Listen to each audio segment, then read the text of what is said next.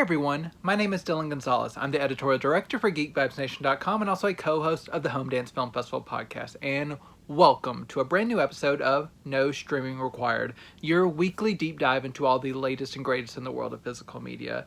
And I have a really great episode this week. I have some Vinegar Syndrome partner labels. I have Oscar-winning classics. I have stuff from Fun City Editions, Eureka, Unearthed Films. There's a lot of great stuff in this week's episode, and I'm excited to dive into it. But first, I'm going to start off with a couple titles. Okay, I never do this. I hate to do this, but I've just been so busy with catching up on other titles that I'm going to spotlight a few titles that I have not had the chance to watch yet.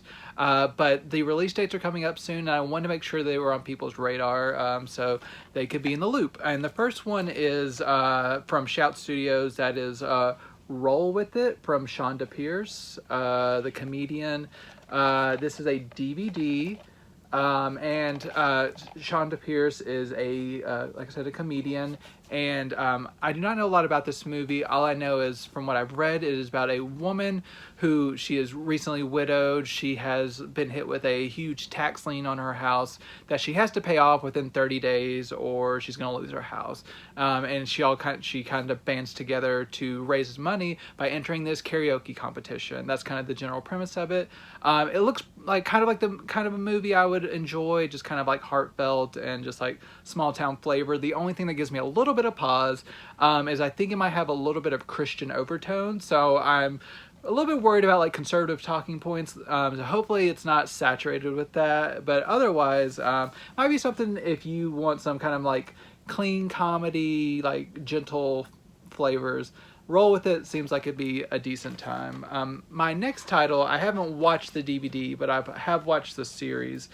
This is from Warner Brothers. It is the complete series of Manifest, which is a series that aired on NBC. You can kind of see how thick this is here.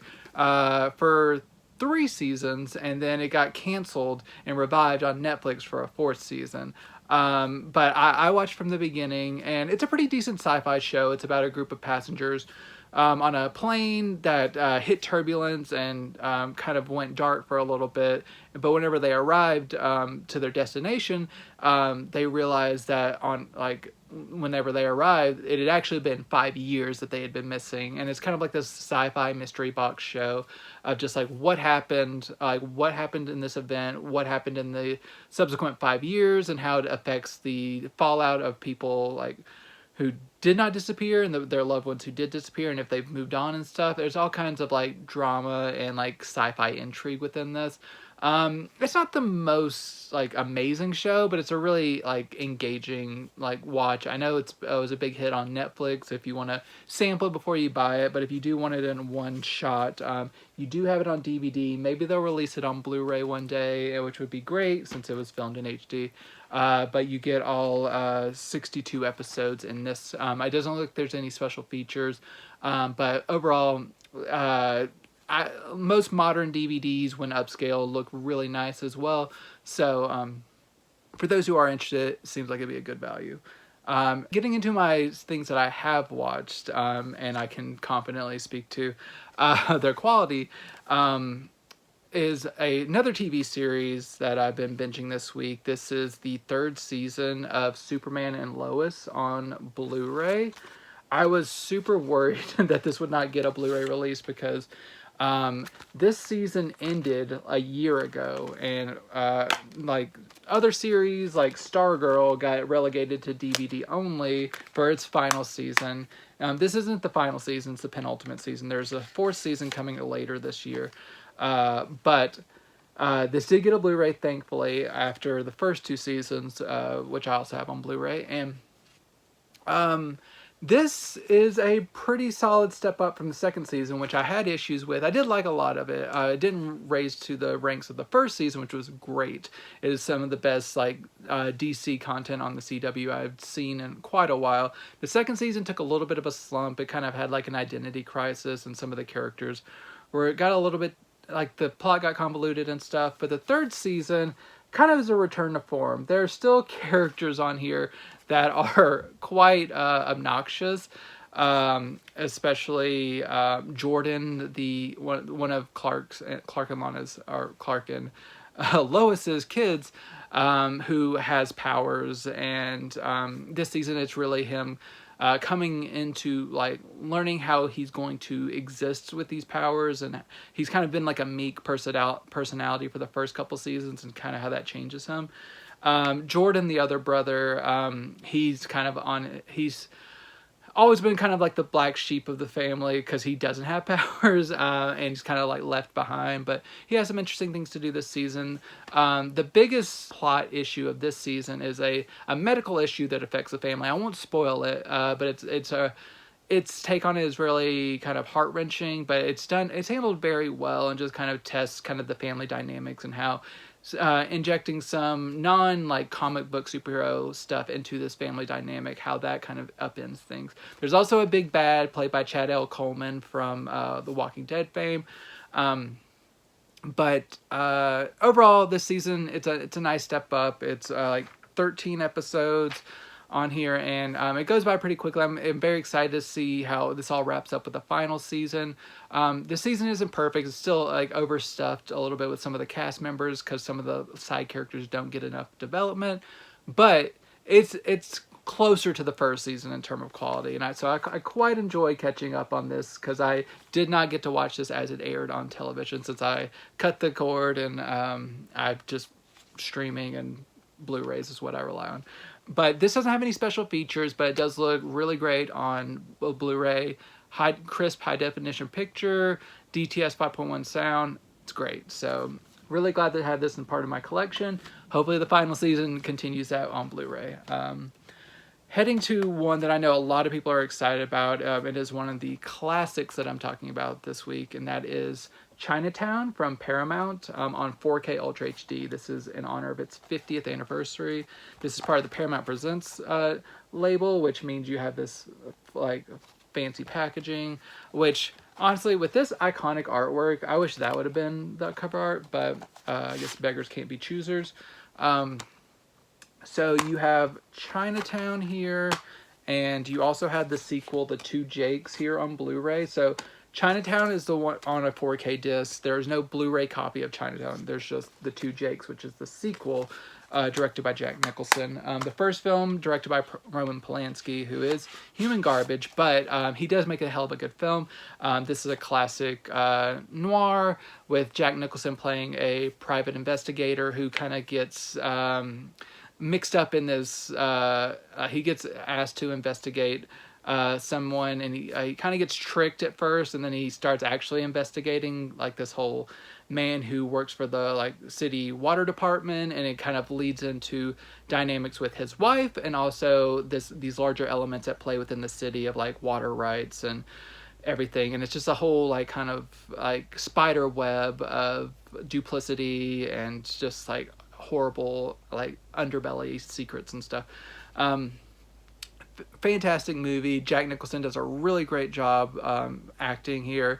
This is a really solid script with influences from Polanski, and just like it has a very kind of bleak, nihilistic tone to it, and just like the little man trying to fight the powers that be. So all of this just kind of leads to a really gut punch of a finale that just really makes the movie. It kills you, but it really makes the movie. And I know most people really love this movie, and they were really hoping that this would get a pristine 4K release. And a lot of people were also worried with some of it's Paramount, so they can be very hit or miss. And a lot of people are very disappointed by the recent Once Upon a Time in the West release. So how does Chinatown fare in terms of like compression, DNR, all that stuff? This is actually one of their better discs. They actually did this one pretty proud. There's still some room for improvement here and there. There's a little bit of so you can see evidence of DNR here and there, but as far as like encoding and stuff, it's pretty solid. There's just some minor things here and there, but for Paramount, this is really great. And I think overall they did treat this very well. You get a Dolby True HD 5.1 track and a Dolby Digital 2.0 restored mono track, Why they did not put this in lossless audio, I'm not sure, but for a lossy track, it still sounds pretty good, the restored mono. And the fact that it's a choice, I think a lot of fans will be happy that it's included at all. They also include a good number of special features, like 3 new featurettes that are pretty good length. And then the archival special features, including a commentary and various featurettes. And then also, as I showed, the 2 Jakes, which has no special features, but I believe it's just a reissue or like repurposing of the previous 2 Jakes disc that was put out a few years ago from Paramount. In Dolby Vision, restored from 4K from the original camera negative. This looks really nice. I think this is as good of an effort as we could have hoped for from Paramount. I'm glad that it got a good release. So if you're a fan of Chinatown, buy with confidence. It's one of the good Paramount releases, and great special features. It's treated very well. So Chinatown, it's a good pickup.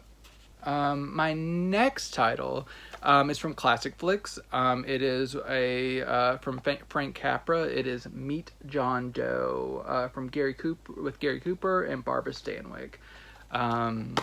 So this is a title that I first watched a couple years ago when my wife and we do our yearly Christmas in July weekend. And so we watched that here because it takes place leading up to Christmas Eve is where like the finale takes place.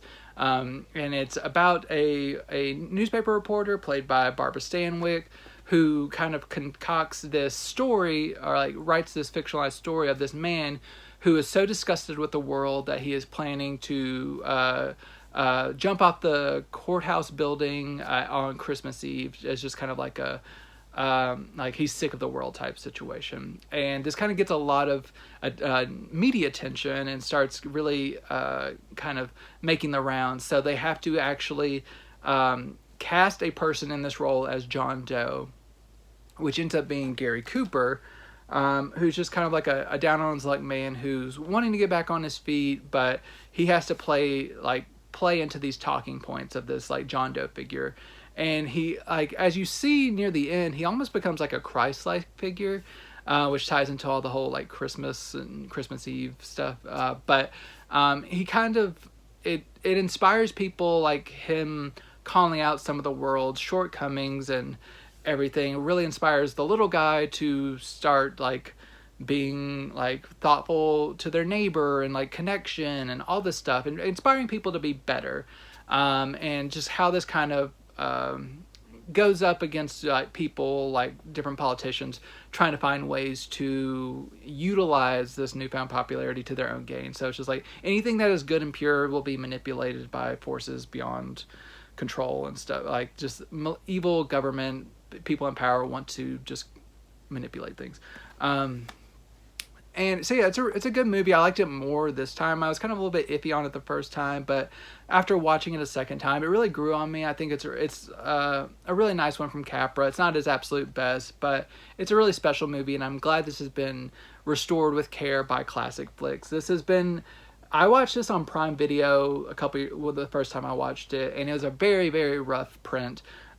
This has been restored from the best surviving film elements from the Library of Congress, with some parts that were like super messed up that being restored by a print from the BFI. And there's a restoration comparison in the special features. It's the only special feature that shows you how big of a leap it was from the original material that looked awful compared to the new material, the new presentation, which looks really great. There's some shortcomings because of the source material, and they're like a little bit of fluctuations and damage here and there, but it looks very nice compared to what it was, and it's an overall very solid presentation. So if you've been wanting to own this in good quality, Classic Flicks has treated this one right. And it is one that I think gets better with further viewings. Like I said, no special features besides the restoration comparison, but it looks good, sounds pretty solid as well. And so yeah, Classic Flicks did a good job. Alright, now I'm heading into the stretch of the episode where I'm talking about Vinegar Syndrome partner label releases. I have several of them, and there's a lot of really interesting ones. My first one is one that I know the slipcover sold out within hours. So a lot of these I'm going to talk about there being a slipcover option on the website. This is not one of those because it sold out immediately, and I think even the standard edition went pretty quickly, but I think they've restocked some of those. That is The Sadness from Shudder and IFC Films.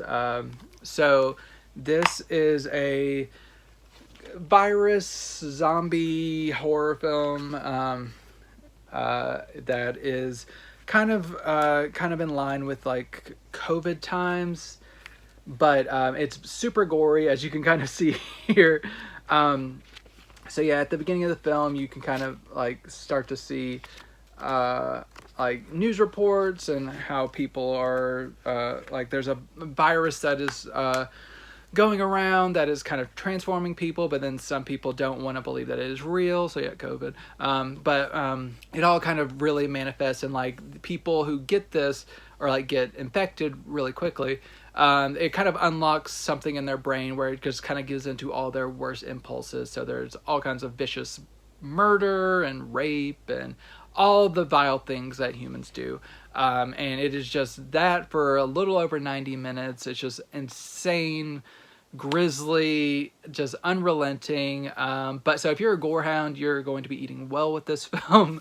It is just disgusting in a good way.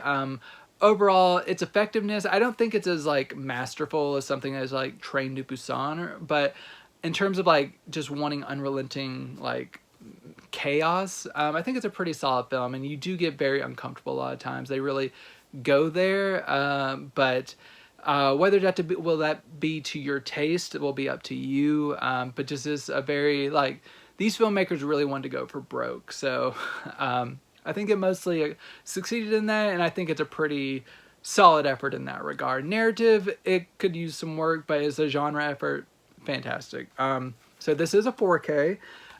It's in HDR10, looks very nice. Compared to the Blu-ray, I think the 4K disc is a nice uptick. It's very clear, crisp details, nice vibrant colors. Just looks very nice in 4K. So I'm glad that I did not have to import this. They did bring this finally to the US. You get an archival commentary track and 2 new commentary tracks for 3 total commentary tracks. You get various featurettes, you get a video essay, you get 2 short films. It's packed to the gills with special features and in that booklet I showed you. So if you are a fan of just like balls to the wall, like zombie-esque virus films, The Sadness, it's a decent time. My next title is much more low-key. It's a slow burn, but I quite enjoyed it. This is from Yellow Bell Pictures, and that is To the Moon, which is something the characters say. The main characters are in a relationship, and they will it's kind of like their little pet thing of just like love you to the moon. So it kind of deals with that. You do have a reversible cover art here, but this is about that couple I was talking about having a retreat to kind of the guy's childhood cabin home. He is in like recent state of like kicking a bad drug habit, so he's starting to go through like different kind of withdrawal habits, and she's kind of like for about a year or so been recovering from a horrible like accident. She was a figure skater, and she's recovering from that. So they're each kind of like on a healing retreat. But it is interrupted by the guy's brother, who he hasn't seen for a long time. He's been like kind of traveling the world.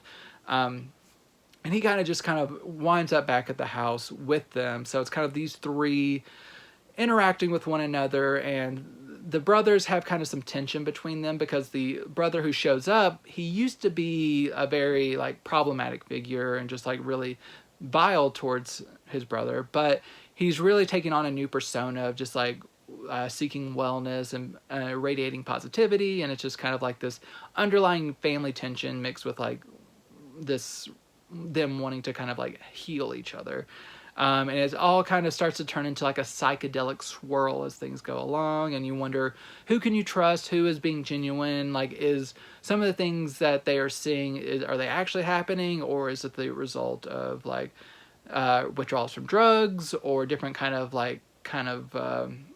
cocktails that they like, wellness cocktails that they're having.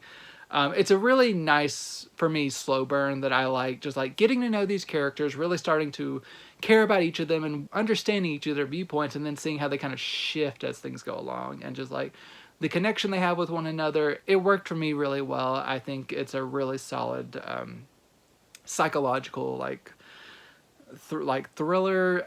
I think a lot of people would be disappointed if they're wanting like really something scary. I think it's just kind of like a little bit creepy. So just like keep expectations in check, and I think you might enjoy it. This is only a few years old. This is 2021. It's a pretty solid indie feature in terms of video. It looks nice and kind of like filmic and good.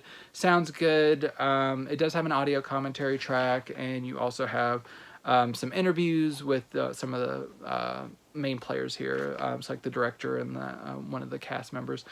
So overall, a good feature from Yellow Veil Pictures. I really like their stuff usually, and this is a solid pickup. My next one, I did not know what to expect because I've never watched anything from the director, but he has a hell of a legacy behind his name. Mr. Lonely from Harmony Korine. This is my first Harmony Korine movie, and by all accounts, I think it's one of his most tame movies.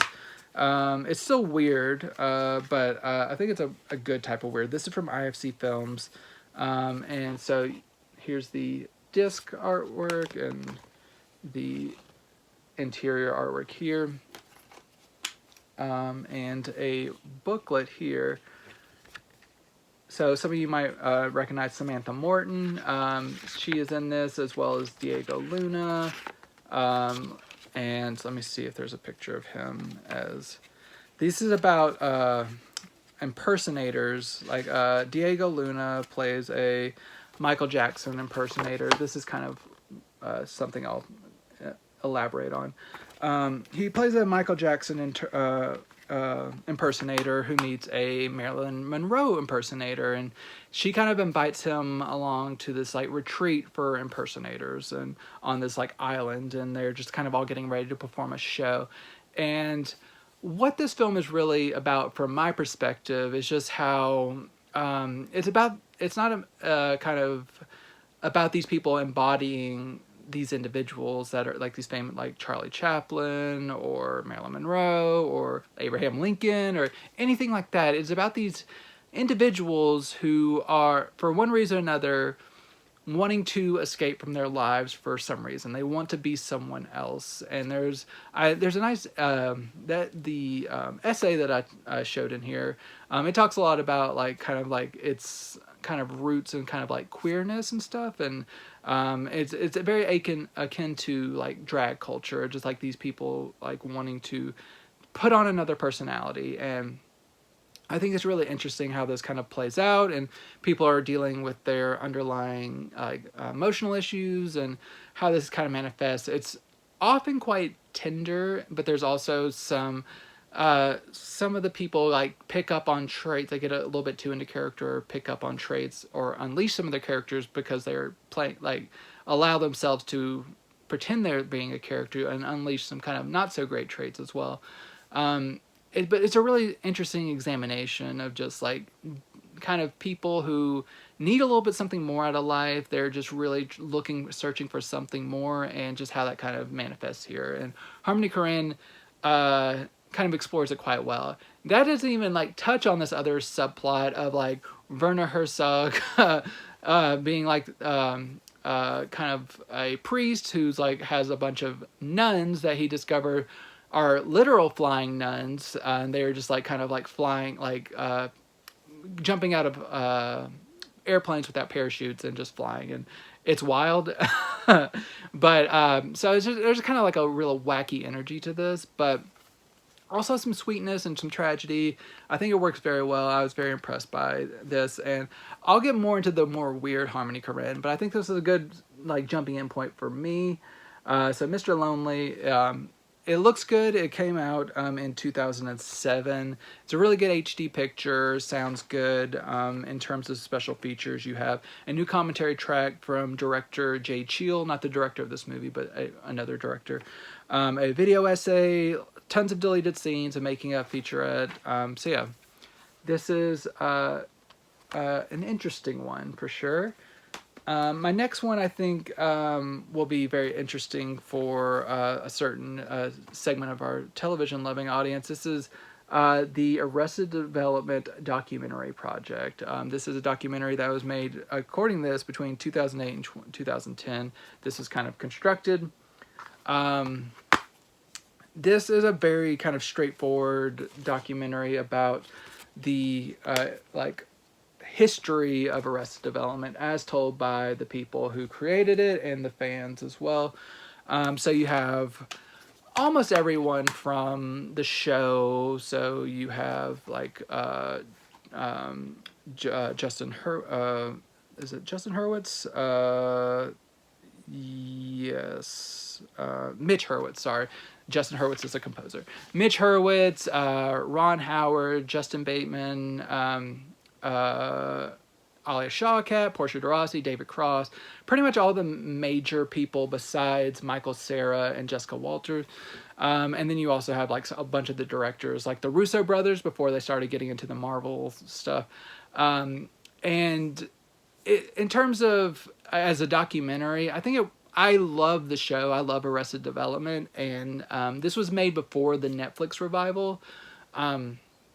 So it's kind of like a look back on a show that was canceled before, like, in its prime, basically. And it's just kind of like a love letter to the show, not knowing that it would eventually get revived.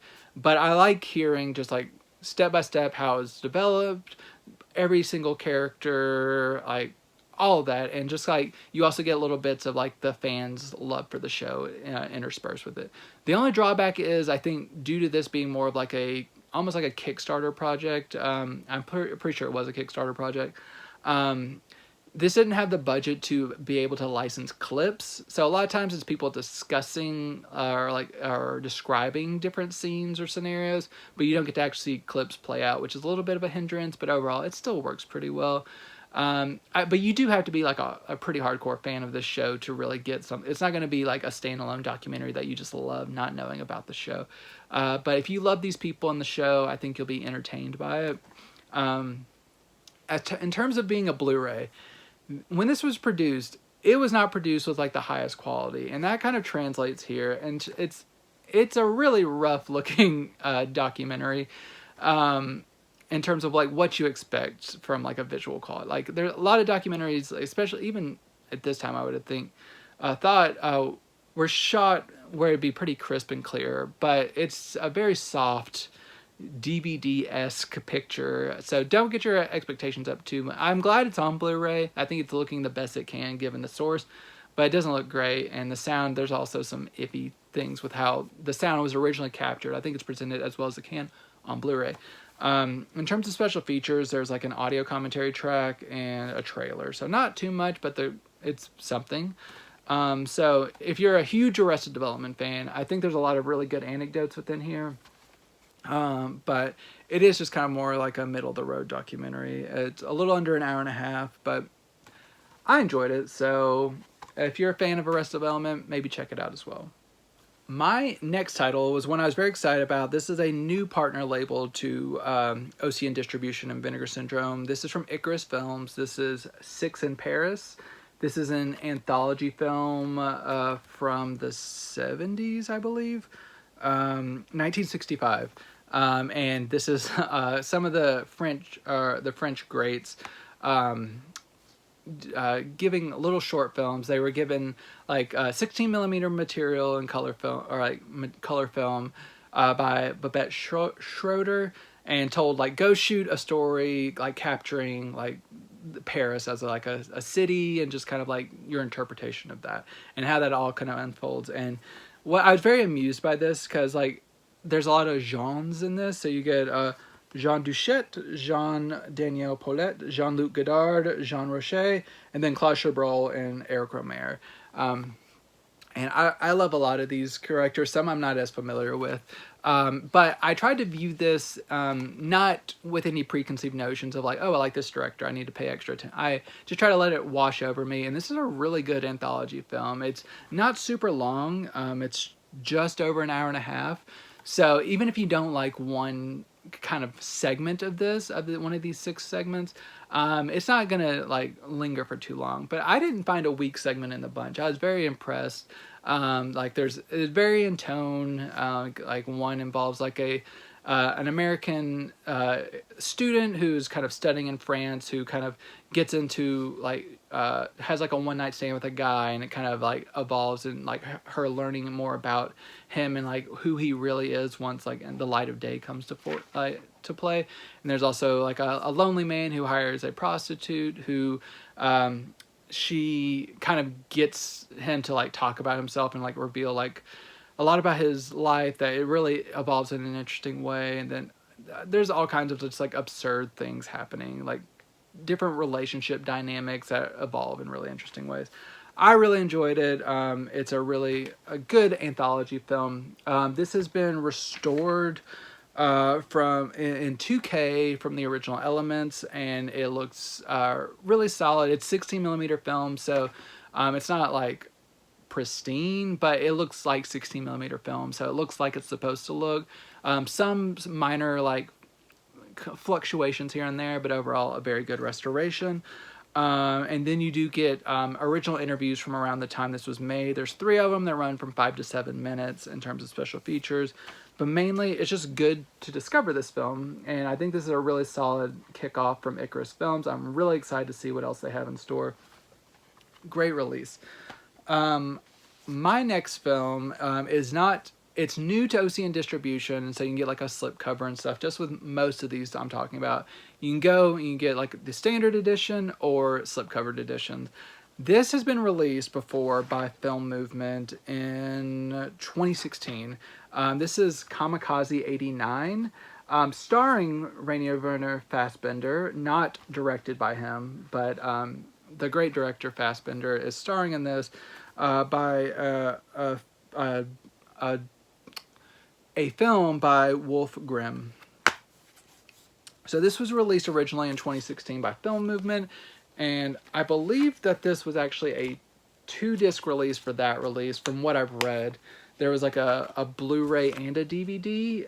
So you lose the DVD that includes an additional documentary on the director of the film, but you do get the Blu-ray. And this, I'll talk about the film a little bit first. So Kamikaze 89 is a kind of a dystopian film where it is the future. Everything is kind of controlled by the government. There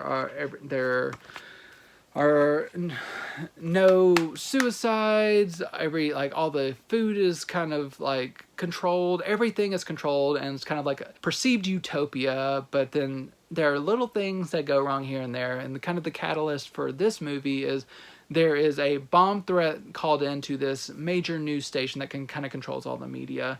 And a detective played by Fassbinder, he comes in and he has 4 days to investigate what actually happened. It kind of sends him down this rabbit hole where you're learning about this media empire run by this one family, and just kind of how they are controlling things and kind of the seedy underbelly of this like utopia.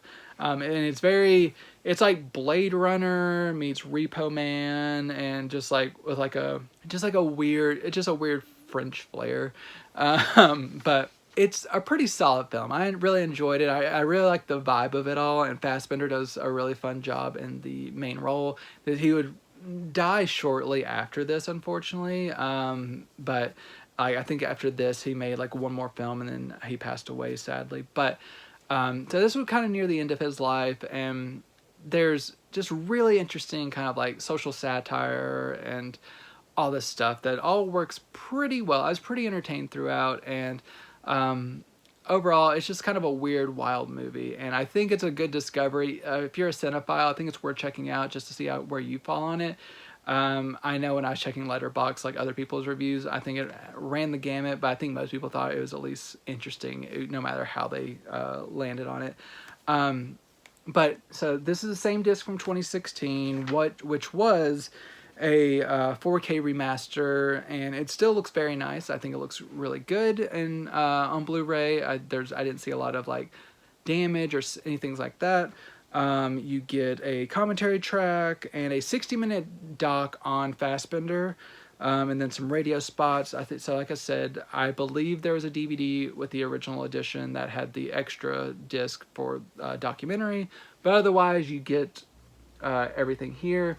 And then also, if you want the slipcover version, go to OCN Distribution or select indie retailers like Diabolic, and I'm sure they'll be able to hook you up if they haven't sold out yet. So Kamikaze 89 is an interesting finale to my partner label releases. Now I'm shifting into the world of Eureka Entertainment. And the first one I was super excited about because I'm a big fan of King Hu. From Eureka, a 4K release of the Valiant Ones. This is a title that deals with... Okay, this isn't exactly reversible cover art, but I wanted you to easily be able to see what is on the other side, because usually underneath it looks like this, but I flipped it over because underneath it's just a black case, so I think this was kind of originally conceived to be able to see through, but I wanted you all to be able to see that, so I'm not sure what they were thinking, but I mean, they want to have kind of reversible art, but it's not really the best reversible art, but at least they tried something. Here's the booklet. So you get like a essay about the film and its place in King Hu's legacy. This is like his last wushu film, and this is it's like I said, a wushu film, martial arts film, about a king who is kind of sets out these band of warriors to protect against these pirates that are kind of not like pirates that are on the road, that are kind of like delaying like special like shipments and stuff, and like really terrorizing people on the road. And there's kind of like this battle against like these valiant warriors and kind of these bandits, and just how this kind of like that dynamic evolves over the movie. Some very, very cool fight scenes, really good performances, especially from like the leader of the Valiant Ones. He has like a really kind of cool charisma that I was really attracted to. And King Hu, he's just one of the best to do this genre, and it's fantastic. So King Hu, in this film specifically with Valiant Ones, it's a very, very worthy effort in his kind of output that I've seen. It's one of my favorite that I've seen from him. In terms of 4K, this gets a 4K restoration of the original elements of the original camera negative in Dolby Vision. Looks great. Really happy with how this looks. You get the original language. No, I don't think there's an English dub on here. I did not write that down, so I don't think it came with an English dub. You do, like I said, commentary tracks, some interviews, and a video essay. So really nice package from Eureka. Anyone who's a King Hu fan will not be disappointed by this. My next Eureka title is a Blu-ray called The Miracle Fighters. This is kind of more on the fantastical side of things, but I quite enjoy it. It's a fun romp. You get this here. I think there's reversible cover art. Yes, I should have reversed this originally.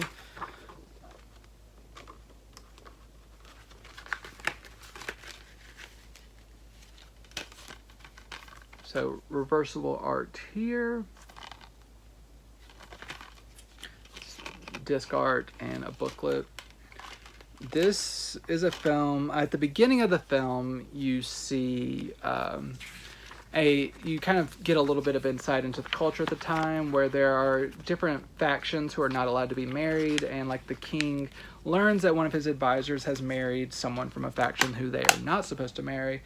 And he kind of gives him an option to like to either kill his wife and continue serving and save his life, or to be killed.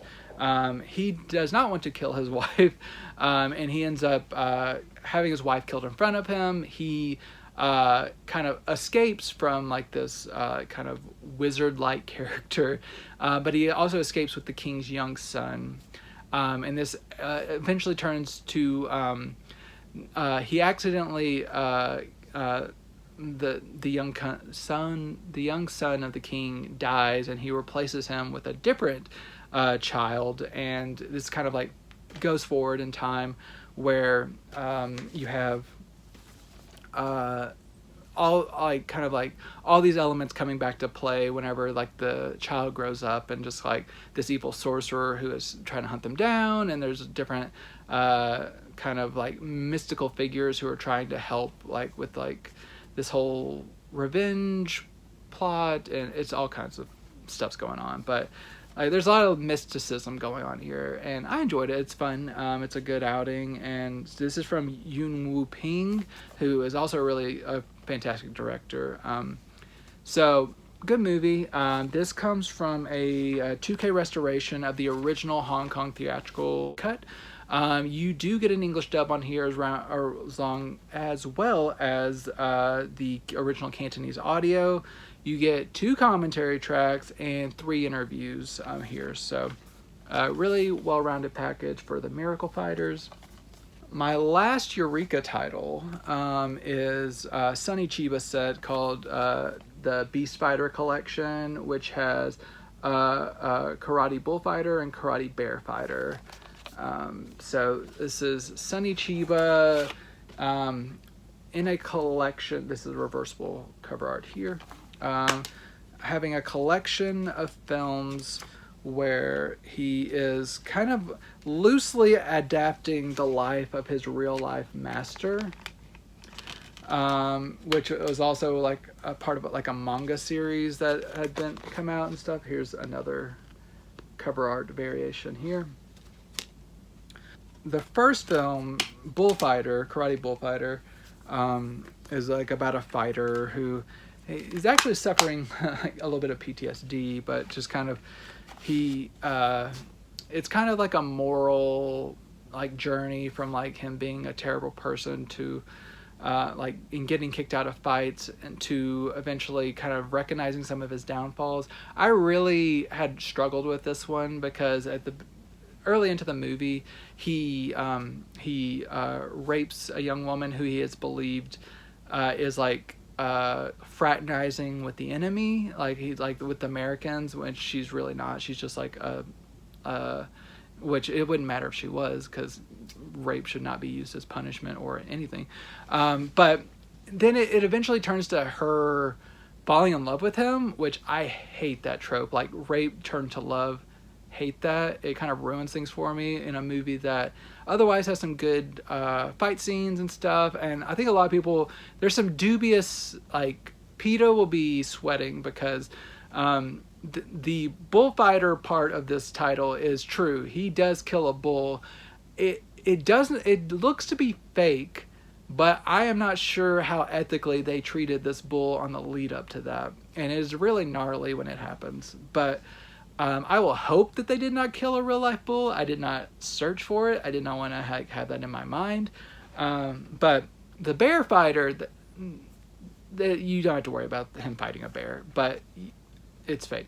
And that the second movie, you don't have some of the like skeezy elements that are that really rub me the wrong way. But he does start to work for like a Yakuza clan after being kind of kicked out of things. So both of these are just like him being kind of like an asshole, and for some reason Sunny Chiba likes portraying these people and like wants to portray his master's life like this and thinks it's fine. I guess a lot of people were fine with this at the time, but overall these movies are a bit of a mixed bag for me, just because of just some of the my moral hangups with some of the things. But overall, it's a good presentation. This comes from new restorations from the original elements. You do get a dub for Karate Bullfighter, no English dub for Bear Fighter, but the original audio are on both. You do get a commentary track for both, and then a video essay as well. So if you're a Sunny Chiba fan, which I mostly am, I liked his collections that I watched last year from Shout Factory. It's good to get more from him. It's just some things are keeping me back from absolutely loving it. coming back to America for Unearthed Films. This from Unearthed Classics is Homework with Joan Collins, but she is not featured as much as this cover art would have you believe. These are the real stars of the film. These teenagers, and you gotta love this title. You can't do it enough. Homework. So this is a very interesting film because I learned a lot after the fact about how this movie was kind of made. This was not originally an R-rated kind of Last American Virgin, Porky's-esque romp.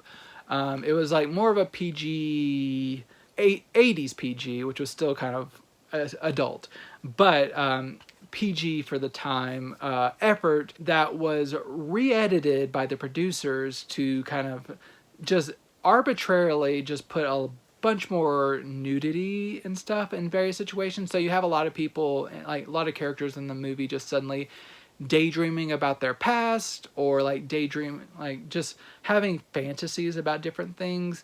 You also get a body double of Joan Collins, who, like I said, is not in the movie that much, but does help in like this teenage boy who dreams of being a rock star, but he is afraid of like dying a virgin. He knows everyone around him is having sex, but he's afraid that just like he'll never be able to have sex. And his girlfriend is like strangely obsessed with swimming, like from day till night, trying to like get on the swimming team. And there's all these other detours that are like I said, similar to Last American Virgin, where they're handling adult themes like STDs and like sexuality, but then they undercut that a lot with just like these weird scenes of just like rampant nudity, which I know a lot of people in the audience are like, hell yeah, let's do it. But it is just kind of awkwardly placed in.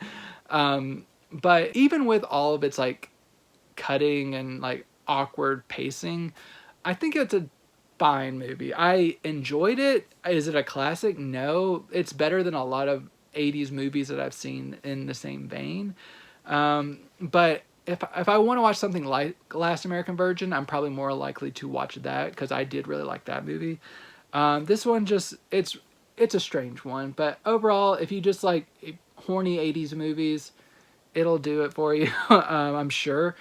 A lot of beautiful women in it. But it is what it is. It's just a very horny movie that like arbitrarily sexed up. In terms of the video quality, I do not know the provenance of this transfer, but overall it looks pretty solid. Not a lot of like rampant damage or anything. I think it looks pretty good. It's pretty solid. There's a interview with the producer Max Rosenberg, who's now an old man, but he's the one that kind of like did a lot of this re-editing after the fact. And you know the movie is a little bit is like an interesting historical artifact whenever like Joan Collins sued to have her name taken off this movie because she like this is not what she had filmed and everything, and it's very interesting. Not besides that interview, there's like a promotional gallery and some trailers, so not deep with special features, but what's there, it's good. So yeah, Homework,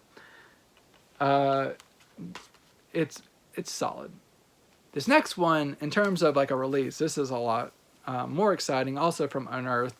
This is the Guyver in 4K Ultra HD, also known as like a sci-fi movie with Mark Hamill that is not Star Wars. I had heard about this coming out like over a year ago, I believe. I had heard that they were going to release this, and I was very excited to check it out. I had never seen it before. This is a 3-disc release, so you get the 4K, Blu-ray, and a soundtrack, which is pretty cool. And so, yeah, this is the front cover art. There's also a third variation of the cover art, which I will show off here. The Guyver is, I think, would best be described as like an R-rated Power Rangers almost, mixed with like Ninja Turtles. So here's the other variation here. The very beginning of the film, I was a little bit worried because there is a massive exposition dump in terms of a opening crawl that explains like everything that is going on and it is also narrated, so it's just like doubling down on this, and you just learn about like all these alien races, and like who are secretly hiding amongst us, and like this suit called the Guyver that if you wear it, it's like this metal exosuit that gives you powers, and all this lore that's like dumped on you, that does get explained in the movie and probably did not need to be made, but they wanted to spoon feed the audience and where they wouldn't be confused as to what the hell is going on. But once you get past that, you start to get into like some really deliciously cheesy like special effects work, like practical like costumes. If you can see here some of the costumes that they have, it's really cool. Like I said, like Power Rangers, 90s Teenage Mutant Ninja Turtles live action stuff quality, and I love it. It's like deliciously cheesy, and like you have Mark Hamill playing a detective. You have like another young man who gets to actually wear the Guyver suit and change, and J.J. Walker is playing one of the aliens who can shift into like these monstrous forms. It's stupid, but it's good. It's a good cheese, and I think this is a really, really great release. This is from a 4K restoration of the original camera negative. This is the R-rated version. I believe there was a PG version release. This is the R-rated uncut version of the 35mm camera negative. This is an HDR10, no Dolby Vision, but the HDR10 looks really good, really solid transfer. I did not notice any like big blemishes or anything. They handled this with care. Unearth hasn't done a lot of 4K releases, but I hope they do more because this is a really good one. And it has a DTS 5.1 and a 2.0 soundtrack as well options. You get 2 commentary tracks, a bunch of interviews, outtakes, gag reels, loaded with special features in addition to the entire CG soundtrack. So fantastic release from Unearth for the Guyver. And my final film is from Fun City Editions, also one of my favorite labels. This was a good discovery. This is Stranger's Kiss. This is the slipped cover version, which is very nice. So for your Fun City fans, that's the slip cover. This is the artwork underneath. And does it have yeah, it does have reversible cover art, which I will turn around here. So this is a movie set in the 1950s, and it is a movie about Hollywood. It is about it's basically a film noir is being filmed in the 1950s, and a director is in need of some money. So he goes to a financier who is kind of like a tough guy, convinces him to give him money, but he needs to cast his girlfriend in the movie, which is this lady right here, who, I need to get her name, I think it's Victoria Tennant. Yeah, Victoria Tennant, who people probably will know best from LA Story, but she's a very charming lady. So he has the director cast his girlfriend in the lead role. It's a boxing movie, boxing noir, and he casts another gentleman in the male role, but he does not tell him that the girl has a boyfriend, and specifically that the boyfriend is the financier of the movie. And because this director is very adamant that he is going to conjure real heat, so he is putting these two actors in a position where they are really starting to like care for one another and fall for one another. All the while, she has this boyfriend who is extremely jealous back at home, and it's just like kind of pot boiler of like, will these two characters actually end up together? Considering she does have a boyfriend, will this guy go insane and like kill everyone? Will this movie get made? Is the drive for artistic excellence valuable enough to supersede like moral obligations and stuff? All these questions are kind of wrestled with in this like really tightly packed drama about the movie business, and I quite enjoyed it. It's a good discovery. I probably never would have heard about it otherwise, but it's a really good drama. Fun City Editions did a really nice job with it. So this comes from a 4K restoration of the 35mm Inter Negative. Been cleaned up very well, looks supreme. I love it. It's very naturally resolved, good saturated colors, everything looks good. The black and white filming sequence of like the noir sequences, those hold up very well as well.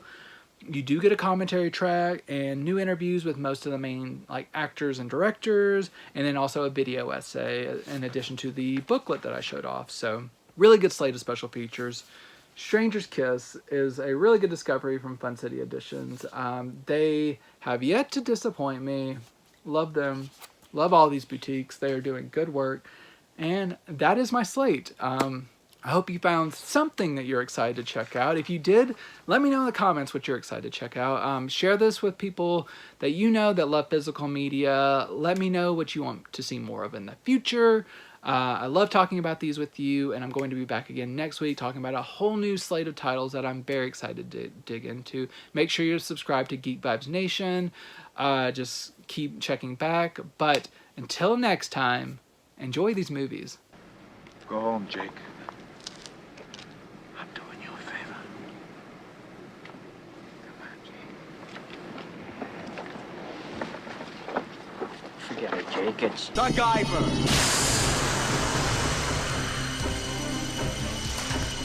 It's Chinatown.